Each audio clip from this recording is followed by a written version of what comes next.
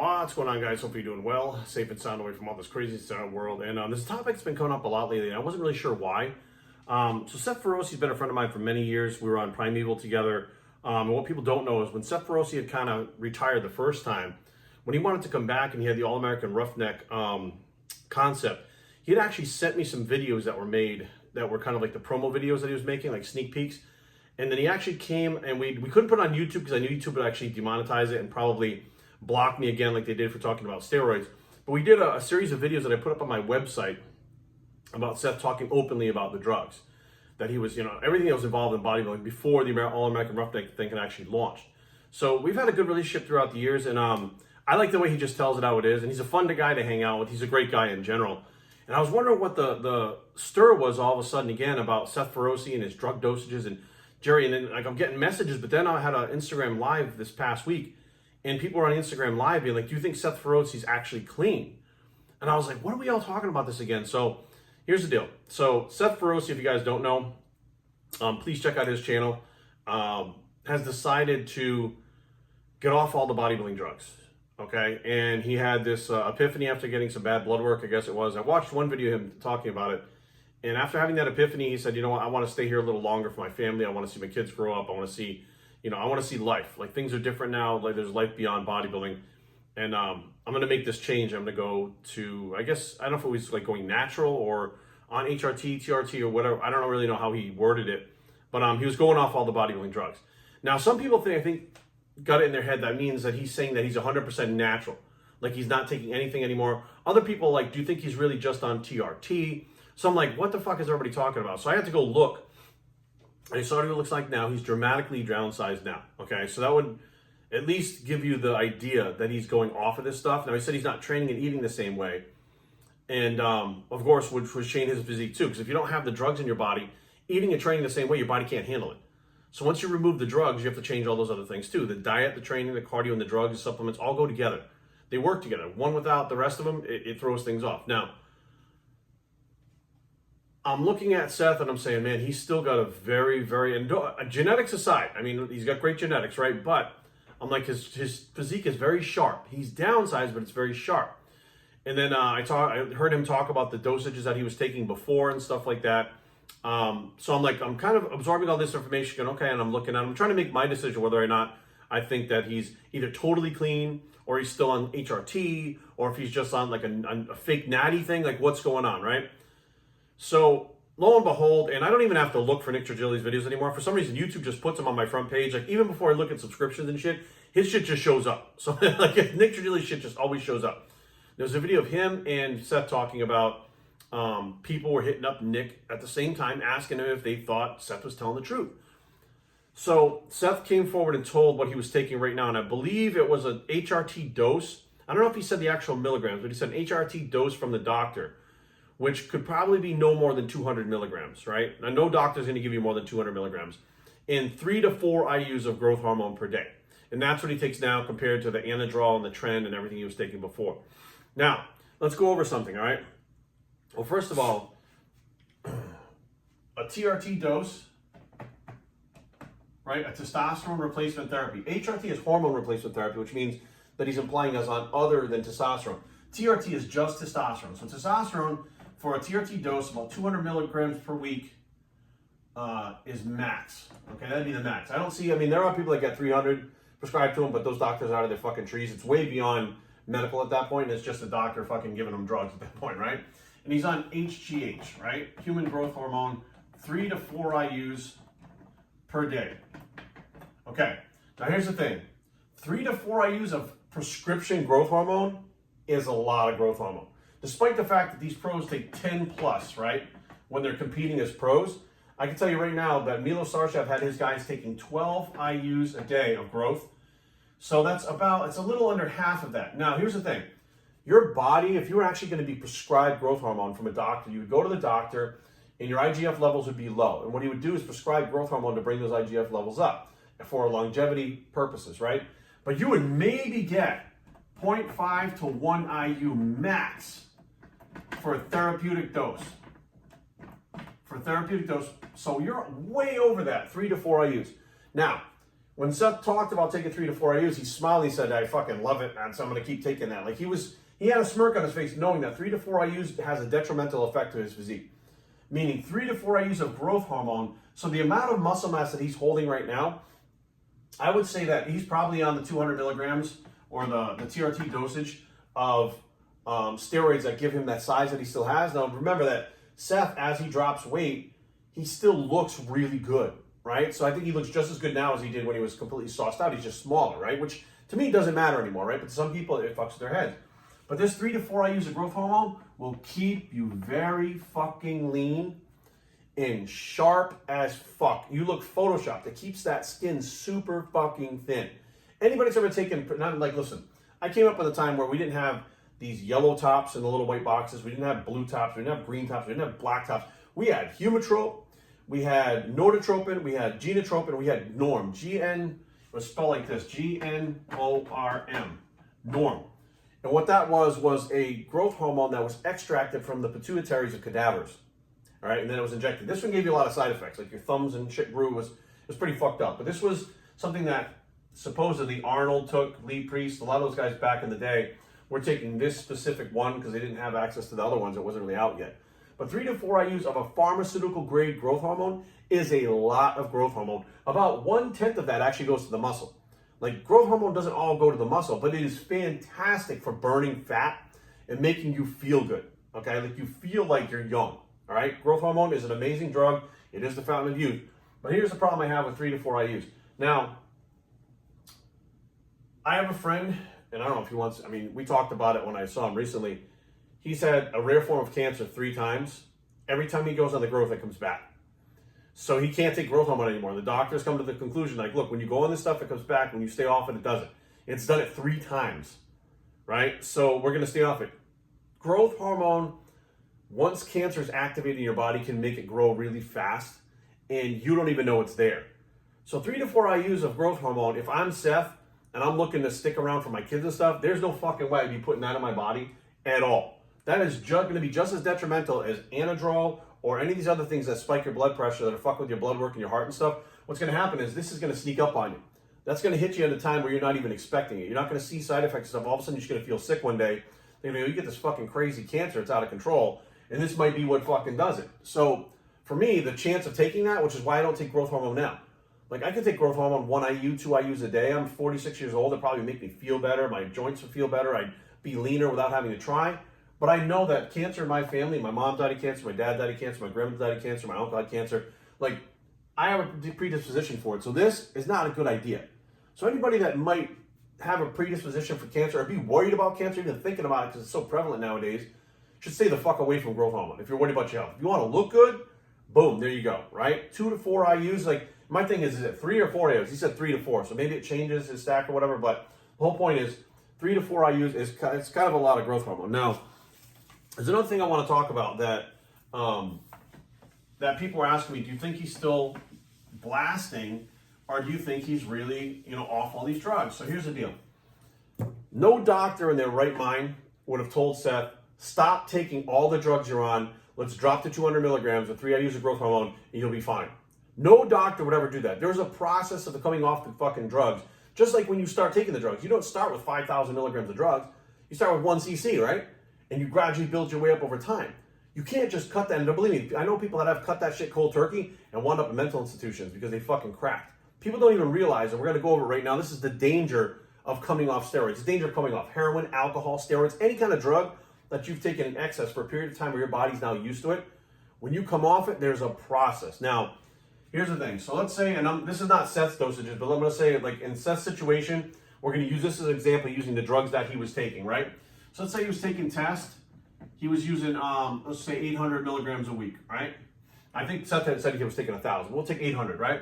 And the trend was 300 milligrams a week, which was 100 milligrams every other. So 300 milligrams a week there. Let's say it was Deca at 600 milligrams and Anadrol at 50 milligrams a day, which comes out to, so it's 1, 2, 3, so it's 350 milligrams a week, okay? So add all this up, 8, 9, 10, 11, right?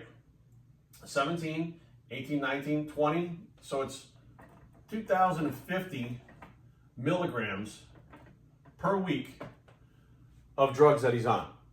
And they want you to go to 200 milligrams, right? They want you to go from this to this. If you do this, okay, let's go over this again, right? So let's make sure we're all on the same page. These are the drugs that he's taking, right? This is just the example, right? So if your levels are here when you start, right? And the doctor puts you on the TRT here, right? What do you think happens in this space right here, right? So let's say you're using an enanthate. An enantate's got 10 days, right, for the half-life. So once you get to 10 days, that's when it starts to drop dramatically, right? So now that's 10 days. So if you cut the TRT to here, you're trying to get to here. Within 10 days, you're dropping dramatically. These other drugs have half-lives also. So what's happening is you're dropping like this. Now the TRT, as you take it, it will overlap in your blood too. So eventually that will build up a little bit. So this is kind of pushing it back up a little bit. So eventually you wind up somewhere up here, but you have these giant drops that occur before your body finally, it doesn't naturally gradually come down like this. It fucking crashes. Now anybody that's ever gone off steroids cold turkey knows that these crashes will fuck with your head. Like your body starts acting fucked up. Your head is just completely fucked. You go into depression, anxiety. Sometimes you don't even understand, like I don't want to say hallucinations, but your thought process completely changes because you're in a depression. You start getting paranoid. Like all these things happen while you're coming off.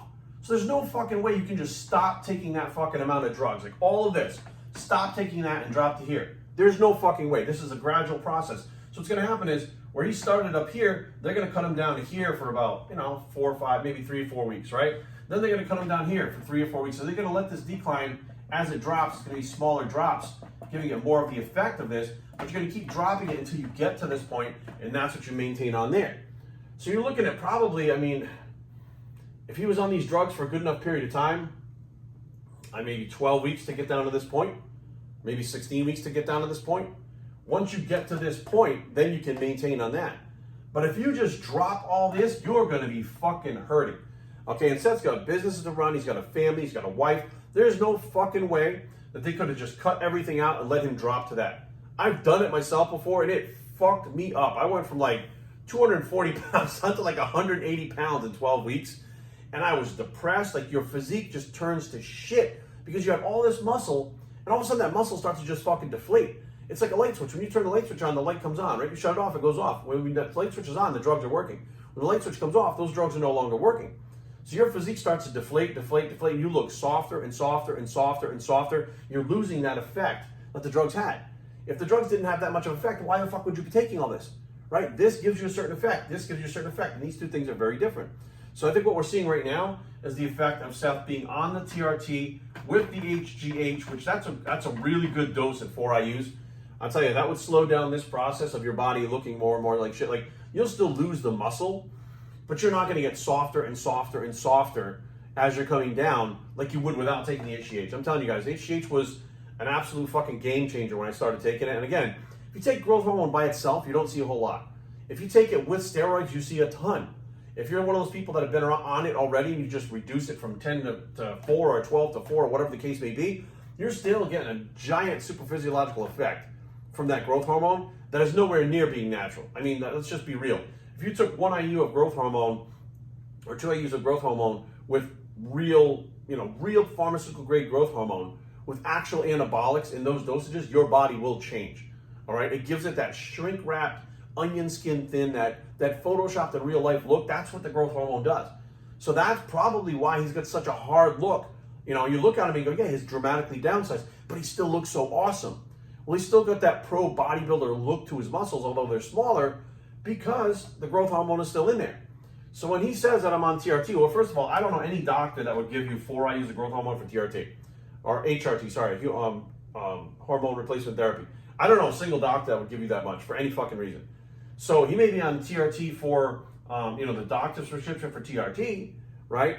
But there's no way a doctor's giving him that. So that is on his own accord. And again, I've already gone over why I think the growth hormone, if you're trying to be healthy and live a long time, you need to get it out of there. I mean, let's be real. Look up all the stats. The higher your IGF levels are as you age, the faster you die, the less longevity you have. You might feel better, but your mortality rate completely changes as your IGF levels go up. It's important to actually keep them, I wouldn't say super low, right? But balanced with everything else. If they're really high, people die faster when you have higher amounts of even insulin. When your insulin is really high, people fucking die earlier. When you have IGF levels that are higher, people die earlier. So for me, I know why he's doing it. He's doing it because he feels good right now, and it's giving him the look that he wants, right? But if he stops taking that, his body is going to soften up like fucking fast. I'm telling you right now, you remove that growth hormone. Otherwise, why would he be on it? If it wasn't doing something great for him, why the fuck would he even be on it, right? You'd save a ton of money, a fuck ton of money by not buying it, right? It's one less shot you'd have to take every day. And then you wouldn't have to fucking track it down and try to find out whether it's fucking real. Like, you could eliminate this whole fucking thing by getting rid of it, but the only reason you do this is if it was actually doing something that you really enjoy. And he said he likes it, so he's gonna keep it in there. He loves it. Now, I expect over time, this will probably come down too. I think he'll probably be down on like the 1 IU range eventually at some point. Once he gets to that point where he's, again, this dramatic drop that he's made, his body has downsized, and it's not going to go back up. That's the thing. When you're coming off drugs for off cycle, for an off season, or whatever the case may be, it's one thing when you come off and you're like, look, in about another 10 weeks, I'm going to go back on. So I just have to get through this, and then I'll be back on, and we'll be good to go. I need to do this in order to progress. Like, you can talk yourself through it. You can get yourself to a point where you're like, you're cool with it for 10 weeks. But when you're coming off everything permanently, and you're not going back on, and your physique is going down and down and down, you realize it's not coming back up for any reason. And you're trying to figure out how you're going to deal with this and say, well, I got these companies, like I got All American Roughneck, I got Access Sledge, I'm like a fucking, big face still in the bodybuilding industry. I have tons of people that are looking up to me for information, and, basically how I look is what draw them to me, right? Then my personality won them over afterwards. You start going, well, just like Rich Piana. Rich was really worried about downsizing. He said, if I'm not the giant mutant, nobody will follow me. He told me that to my face. And that was in Las Vegas about 2 weeks before he died. We were in Vegas at Super League, and he was downsized. I think he was about 265 or 270 at the time. And he still had it in his head that if he dropped to like 220 pounds, nobody would follow him anymore. So when you've built your following, you've built your businesses, you've built everything off of the way you look. Yes, your personality takes over to a degree, but in your head, the thing that got you there, you think is going to be the thing that keeps you there. Now, CT Fletcher is a perfect example about how what got him there is not what's keeping him there. CT, literally, I remember at the last expo I saw him at, I think it was LA, I was hanging out talking to him, and he said, just come here. He goes, look around this, look over there, look over there. He said, all the way around. He goes, there isn't a muscle left on my motherfucking body, right? Meaning he had the heart transplant, he wasn't carrying the mass anymore. He goes, and I was worried. He said, all these motherfuckers showed up to see my old ass without a muscle on my body. And I said, it's because it's not about your muscles, it's about you. It's not about what records you broke in the past, it's about you. They're here because they love you. Rich Piana was the same way, and he couldn't see that. He couldn't get that through his head, so he couldn't downsize, and it cost him his life. Seth sees that. Seth understands that whole process. He's like, well, shit, I can downsize and people are still okay with me, right? I can downsize and not have to be that super freak, but there's also that addictive part where, Seth likes the way it feels. We all like the way it feels, right? So now you have to give up something that makes you feel really good that you've been doing for God knows how long, right? At the same time, you're worried about whether or not that's going to affect your following, which affects your businesses and your family and everything else that's around you. Now there's decisions like, oh, I'm going to cut back. It's like my mom saying, I'm not going to smoke 2 packs a day anymore. I'm going to smoke 3 cigarettes a day. I'm doing better than I was. That's kind of what's happening right now with the 4 IUs of growth. Like, he's doing better than he was, but he's still not totally at baseline where it would be the most healthy, best option for his body. But I do think he'll get there at some point, honestly. Just hopefully he sees this video, and just from seeing this says, let me research that a little bit. Let me research the IGF levels and mortality and stuff like that, and starts to see the things about the cancer being activated by. We all know that stuff, but the problem is a lot of people don't know anybody that's happened to it. It's never happened to them, so they disregard it. They point the finger at Dennis Newman, said he got leukemia because he was on growth hormone, and then there's a bunch of excuses of why that didn't happen. Well, I've had people in my life that purposely took growth hormone to look a certain way, and it affected them and the cancer that was in their body, and it was not a fucking good look. And they didn't know it was happening. I didn't know it was happening. Nobody knew it was happening. So regardless, I think that I do believe what Seth is saying is true. I believe he's telling the truth. I do believe that he had to taper down. So when he first came out with this, I don't know if he was in the process of tapering down when he first came out about it, or he came out saying, this is what I'm gonna do, and then he tapered down. But I think he's past the tapering process now, where he's probably, at the end of the tapering process, maybe on the growth and the TRT right now. Now, the hard part is coming up, I'd say, within the next year, where his physique stays the same, and he's still training. He adjusted his training and stuff like that. But mentally, the part is, he's in a spot where before he's done the same thing where he came off and he, left bodybuilding and stuff like that. But there's the permanent part of it. Like, this is permanent. He made the decision to do this permanently. That's a big difference mentally than just saying I'm going off for a little while. So we'll see where it goes from there. I wish him the best, and I hope to God that he does, he does stay off the drugs. I mean, there comes a point where we don't want to go off them. We enjoyed them. I mean, I loved my time with steroids. I absolutely loved it. It made me feel strong. It made me feel powerful. It made me feel popular. I got attention. It was like all these things that gives your ego this biggest fucking boost that makes you feel worth something because everybody wants to be your friend. Nobody wants to fuck with you, even though you can't really fight your way out of a wet paper bag at 270 pounds. But everybody's just like in awe about how big and strong you are. I was 273 at my biggest. Walking around waiting this morning at 205. You know what I mean? I stay fairly lean at 205, but it's not the same feeling, right? And I know Seth's in that point right now. He's changing his training with some hybrid stuff. And over time, the more and more that those drugs have been out of his body's going to return back to the natural state. Even though he's taking the TRT, it's going to still continue to drop. It takes a while. Like, you see the drops right away. You may see the physical transformation, but the strength actually takes a little while to come down. And then you start, of course, not recovering as much, not getting the good pumps. Like, everything just changes. Now, I do believe that Seth's also at that point in his life where he's at a certain age. He's got the family, he's got the business, he's got the kids, he's got everything going on. So his mind probably shifted into a different gear where he's at now. And that is a hard place to be. But getting to this point, I'll tell you right now, it's been a battle for him. You guys may think he just woke up morning and had some bad blood work and say, I'm fucking done with this, I'm good, I'll just continue living my life, a different way. This was a battle for him. This was a decision he had to make. It was not an easy decision. It was probably, the devil and the angel sitting on his shoulder going back and forth, pulling him back and forth until finally he just said, you know what, fuck it, this is what I need to do, But even after he made the decision, because he knew it was best for him and his family, that devil's still on your shoulder going, hey man, listen, you can take a little bit more. And we've seen it before with, I'm gonna be as respectful as I can with Matt Porter. Matt was a buddy of mine. I really liked Matt. I known him for a long time from Professional Muscle, and we met up plenty of times in person and stuff and spoke many times.